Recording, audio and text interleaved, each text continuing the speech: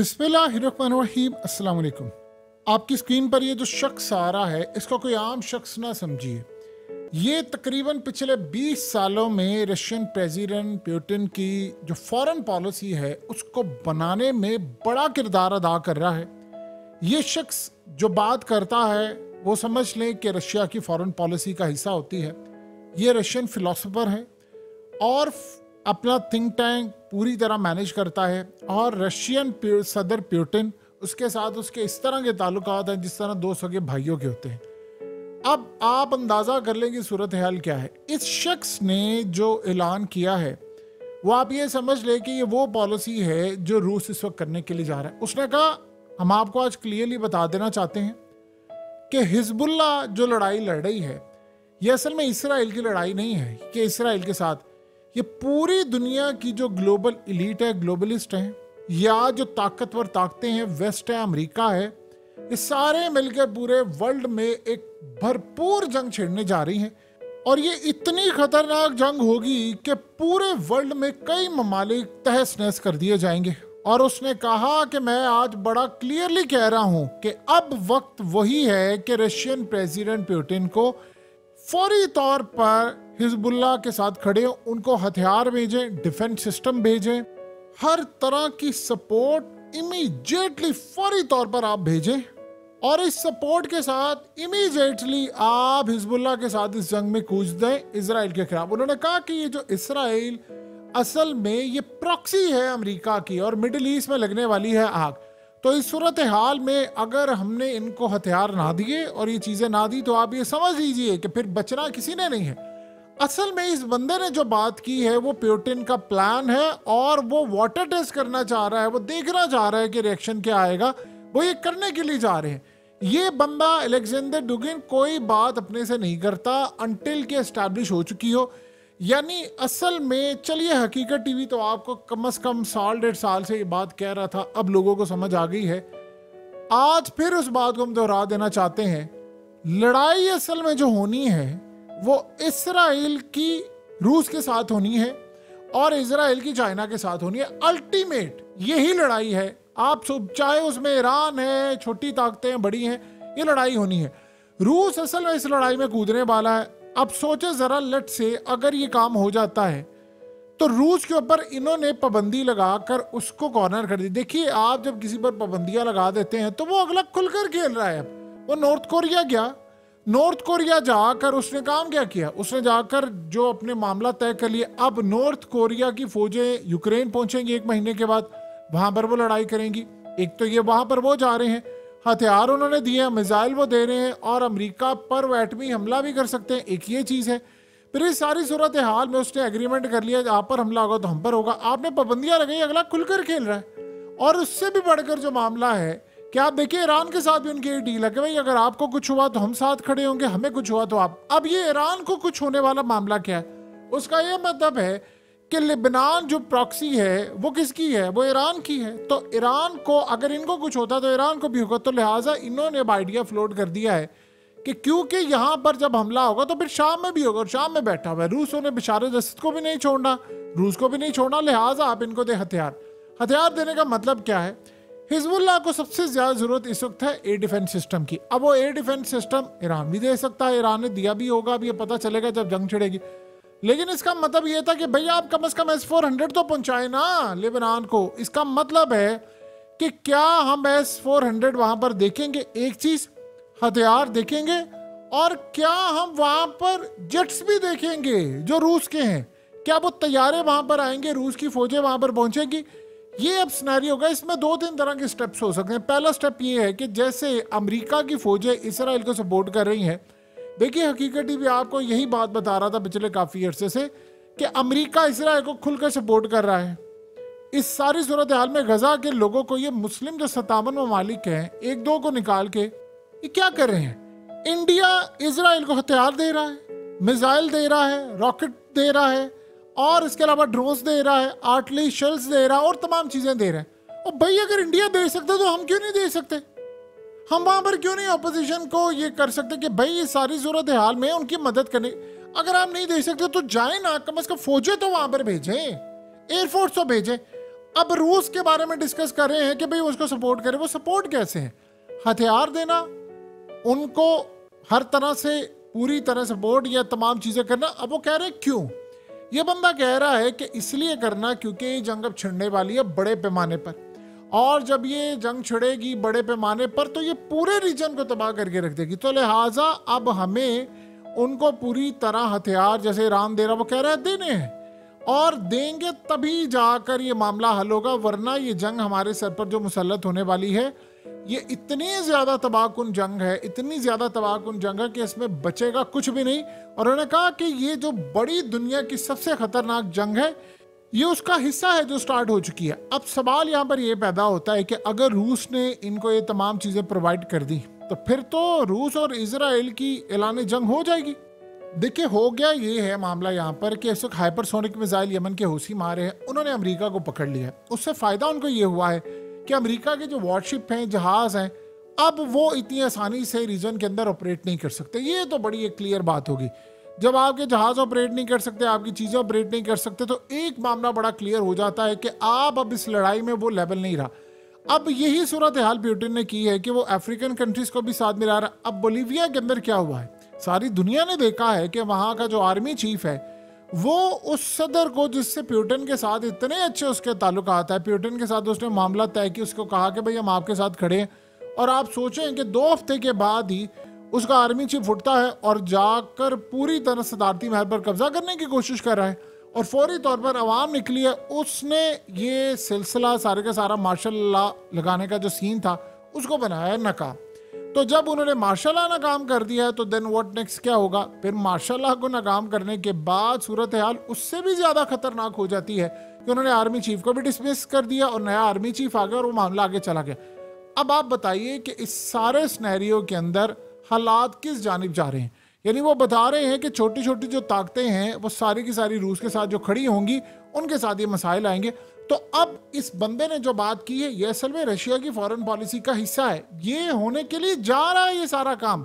आप सोचेंगे कि शायद ये कल होगा, परसों होगा, उन्होंने प्लानिंग कर ली है, क्योंकि ये जो जंग शुरू होगी, देखिए इसराइल ने कह दिया है कि उन्होंने हर सूरत हमला करना, बावजूद इसके कि उनकी फौज और ये तमाम जगहों पर लड़ाई शदीद हो रही है। उनकी जो कैबिनेट की मीटिंग है उसमें बड़ी लड़ाई हो रही है।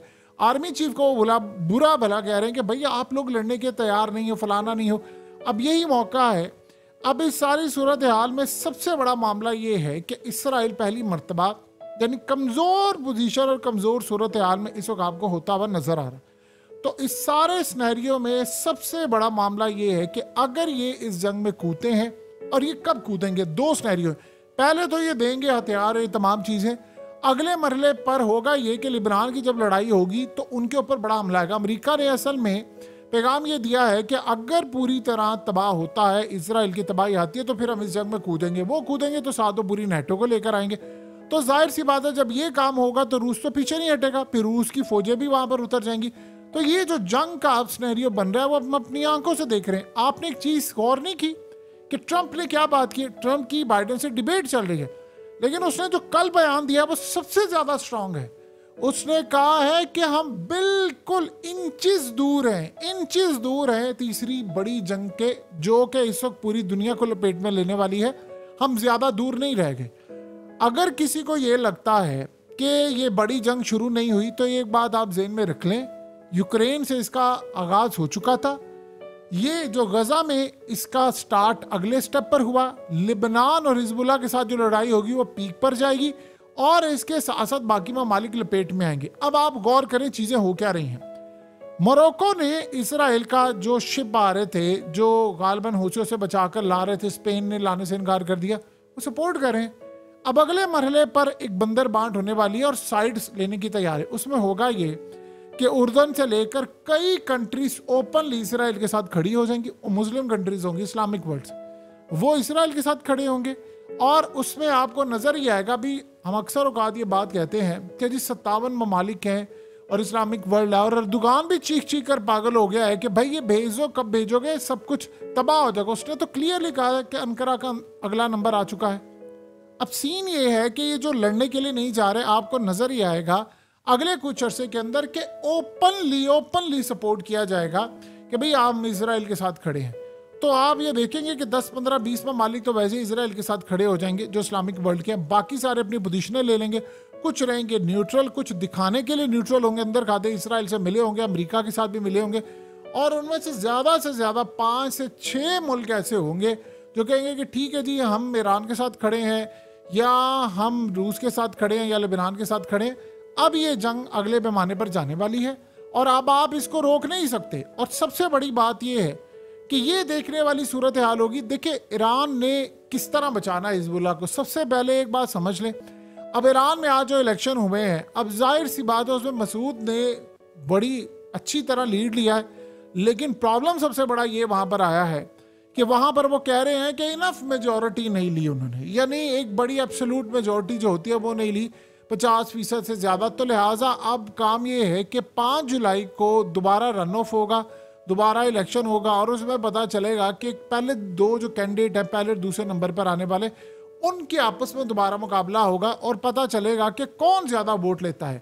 यानी ये वो सूरत हाल होगी जिसमें बड़ा क्लियर होगा। ये पहले भी होता रहा इनका, तो इसमें वो वाज़ह करके क्लियर करेंगे कि कौन कहाँ पर खड़ा है, क्या मामला है। सो इस सारी सूरत हाल के अंदर ईरान को पता है कि मैंने लेबनान और हिजबुल्लाह को हर सूरत बचाना है, और उसके बाद अगर कोई मामला होगा, नंबर होगा, तो मेरा नंबर होगा। इस मकसद के लिए उन्होंने काम ये किया है कि हथियार पहुंचा दिए।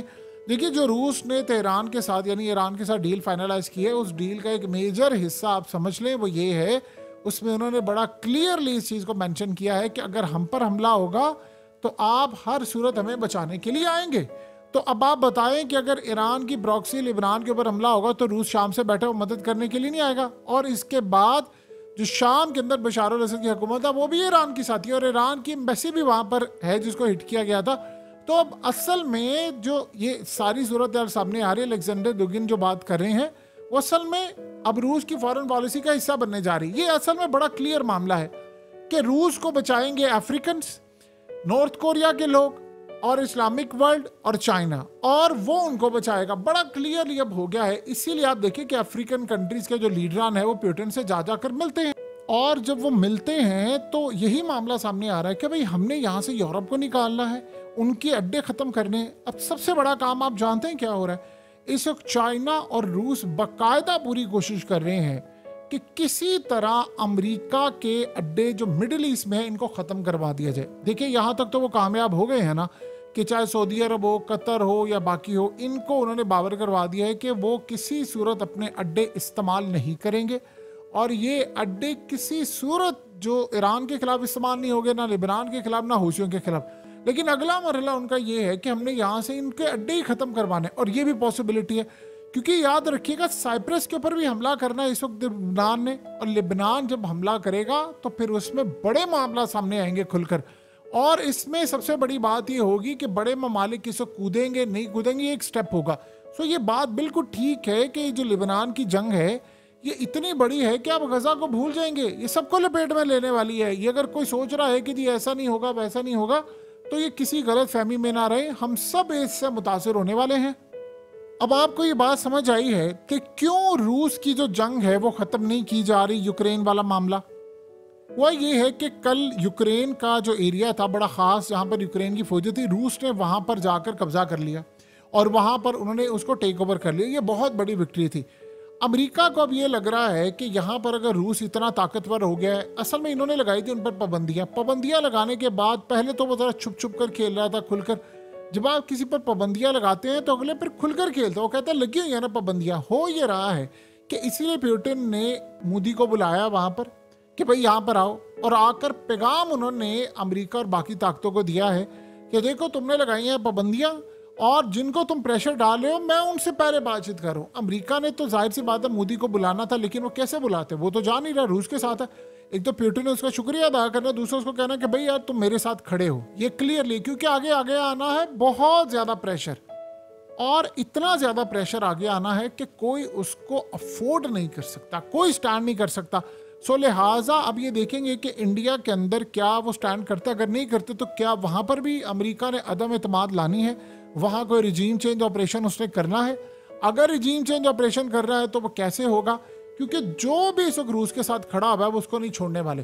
तो अब आप देखिए ईरान पर पाबंदियां लगी, वो एटमी ताकत बनने के करीब आ गई। जो पाबंदियां होती हैं हमेशा याद रखिएगा ये आम लोगों का नुकसान करती हैं, हुकूमतों का नुकसान नहीं होता। अगर होना होता, रूस की तो समझ ले लॉटरी निकल आई है। वो तेल इतना महंगा हो गया है कि उसके बाद उस तेल की जो कीमत है ऊपर चलेगी, और जितनी उन पर पाबंदियां लगी थी वो अरबों डॉलर्स वो कमा रहे, इनकी करेंसी भी मजबूत होगी। और सबसे बढ़कर बात है कि चाइना ने इनको अपना अल्टरनेट पेमेंट सिस्टम दे दिया है, तो इनको तो कोई प्रॉब्लम नहीं हुई। अब अगर ये लेबनान के साथ जंग में कूद पड़ते हैं तो फिर क्या होगा। और एक बात ज़हन में रखनी है कि मिडिल ईस्ट की कंट्रीज ने, जो रूस की बड़ी दोस्त हैं, बड़े बड़े ममालिक रूस के साथ हैं, वो देख रही हैं कि अगर ये लेबनान को हथियार और चीज़ें दे रहे हैं तो इसका ये मतलब है कि अमेरिका ख़त्म हो गया। फिर यहाँ पता चलेगा कि वो कितनी तबाही करेंगे। अब आपको समझ आ रही है कि क्यों इसराइल का आर्मी चीफ ये कह रहा है कि लेबनान से जंग ना छेड़े, ये हम सबके कंट्रोल से बाहर हो जाएगी, और हमने अगर ये जंग कर ली तो ये बड़ी तबाहकुन होगी और हमारा बचेगा कुछ नहीं। और वो आगे से मिनिस्टर्स को कह रहे हैं कि तुम बुज़दिल हो, तुम लड़ना नहीं चाहते। और नेतन्याहू बार बार जब जाकर कैदियों के घर वालों से बातचीत करते तो उसको कहता है कि मैं क्या करूं तुम्हारे कैदियों को रिहा करने के लिए। ये जाकर पूछो आर्मी चीफ से, वो मेरी हुकूमत के पीछे पड़ा हुआ है, वो यहाँ पर रिजीम चेंज करवाने की तैयारी कर रहा है, और तुम्हें लगता है कि मैं तुम्हारे बंदूकों ने लेकर आता। तो ये कुल मिलाकर जो सिनेरियो बन रहा है वो सारे का सारा इस वक्त इसराइल के खिलाफ है। अगर रूस ने यहाँ पर इनको हथियार दे दिए तो बस समझ लें फिर इसराइल को बचाना बड़ा मुश्किल हो जाएगा। और ये तब होगा जब वहां पर तबाही ज्यादा लेबनान में करेंगे। अगर वहां पर ही काम हुआ तो रूस आएगा, और अगर इसराइल में ज्यादा तबाही हुई तो अमेरिका कूदेगा फिर इसराइल की मदद को।